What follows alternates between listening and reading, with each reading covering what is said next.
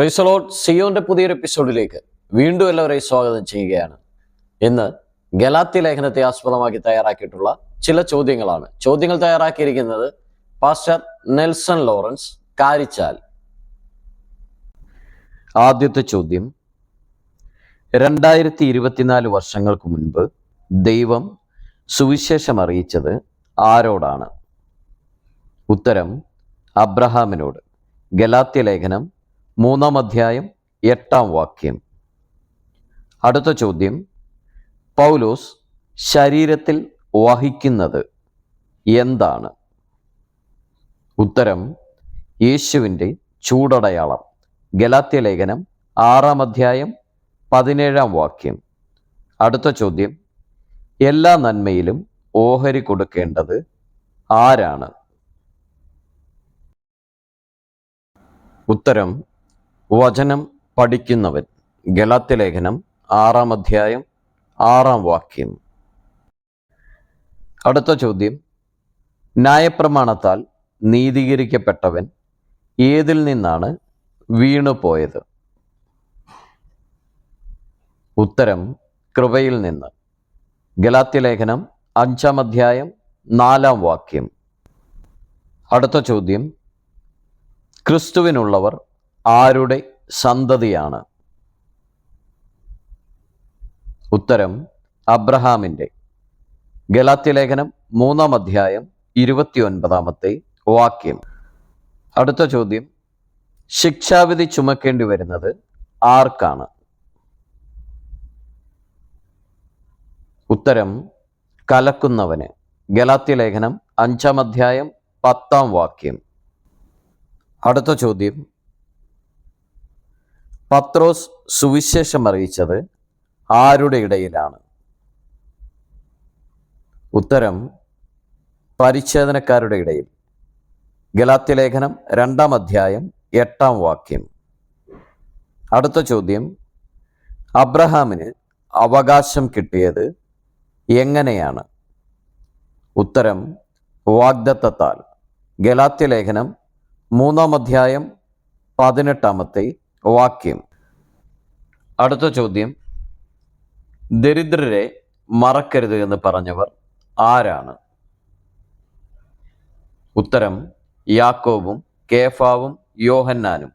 ഗലാത്യ ലേഖനം 2-ാം അധ്യായം 9-10 വാക്യങ്ങൾ. അടുത്ത ചോദ്യം, ഉപദ്രവം സഹിച്ചവർ ഉപദ്രവിച്ചവൻ്റെ പ്രസംഗം കേട്ട് സന്തോഷിച്ചു. ആരുടെ പ്രസംഗം കേട്ടാണ് സന്തോഷിച്ചത്? ഉത്തരം യഹൂദ്യയിലെ ക്രിസ്തുസഭ പൗലോസിൻ്റെ. ഗലാത്യ ലേഖനം 1-ാം അധ്യായം 22-24 വാക്യങ്ങൾ. അടുത്ത ചോദ്യം, യഹൂദന്മാരാൽ തെറ്റിപ്പോയത് ആരാണ്? ഉത്തരം ബർന്നബാസ്. ഗലാത്യ ലേഖനം 2-ാം അധ്യായം 13-ാം വാക്യം. അടുത്ത ചോദ്യം, മനുഷ്യരെ പ്രസാദിപ്പിക്കുന്നവൻ ആരുടെ ദാസൻ ആകുകയില്ല? ഉത്തരം ക്രിസ്തുവിൻ്റെ. ഗലാത്യ ലേഖനം 1-ാം അധ്യായം 10-ാം വാക്യം. അടുത്ത ചോദ്യം, ക്രിസ്തുവിലുള്ള സ്വാതന്ത്ര്യത്തെ ഉറ്റുനോക്കുവാൻ വന്നവർ ആരാണ്? ഉത്തരം നുഴഞ്ഞു വന്ന കള്ള സഹോദരന്മാർ. ഗലാത്യ ലേഖനം 2-ാം അധ്യായം 4-ാം വാക്യം. അടുത്ത ചോദ്യം,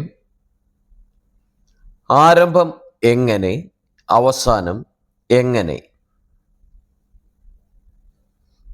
ഉത്തരം ആരംഭം ആത്മാവിൽ, അവസാനം ജഡത്തിൽ. ഗലാത്യ ലേഖനം 3-ാം അധ്യായം 3-ാം വാക്യം. അടുത്ത ചോദ്യം, പൗലോസിന് മുഖപരിചയമില്ലാതെ ഇരുന്ന ക്രൈസ്തവ സഭ എവിടെയുള്ളതായിരുന്നു? ഉത്തരം യഹൂദ്യയിൽ. ഗലാത്യ ലേഖനം 1-ാം അധ്യായം 22-ാമത്തെ വാക്യം. അടുത്ത ചോദ്യം, ഓരോരുത്തൻ ശോധന ചെയ്യേണ്ടത് എന്താണ്? ഉത്തരം താൻ്റെ പ്രവൃത്തി. ഗലാത്യ ലേഖനം 6-ാം അധ്യായം 4-ാം വാക്യം.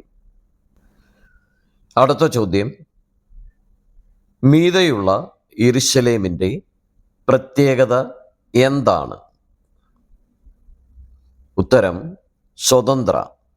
ഗലാത്യലേഖനം 4-ാം അധ്യായം 26-ാമത്തെ വാക്യം. അടുത്ത ചോദ്യം, ന്യായപ്രമാണത്തിൻ്റെ സംഗ്രഹം എന്താണ്? ഉത്തരം കൂട്ടുകാരനെ നിന്നെപ്പോലെ തന്നെ സ്നേഹിക്കണം.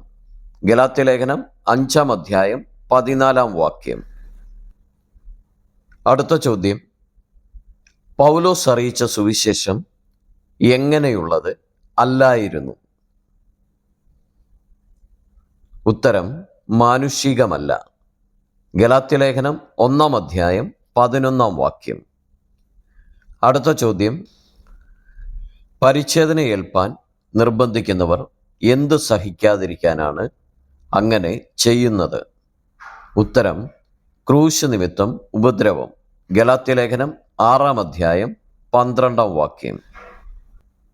ഇതുവരെയും വീഡിയോ കണ്ടിരുന്ന എല്ലാവരെയും ദൈവം അനുഗ്രഹിക്കട്ടെ. നിങ്ങൾ ആദ്യമായിട്ടാണ് ഈ ചാനൽ കാണുന്നതെങ്കിൽ സബ്സ്ക്രൈബ് ചെയ്യാനും സപ്പോർട്ട് ചെയ്യാനും മറക്കരുത്.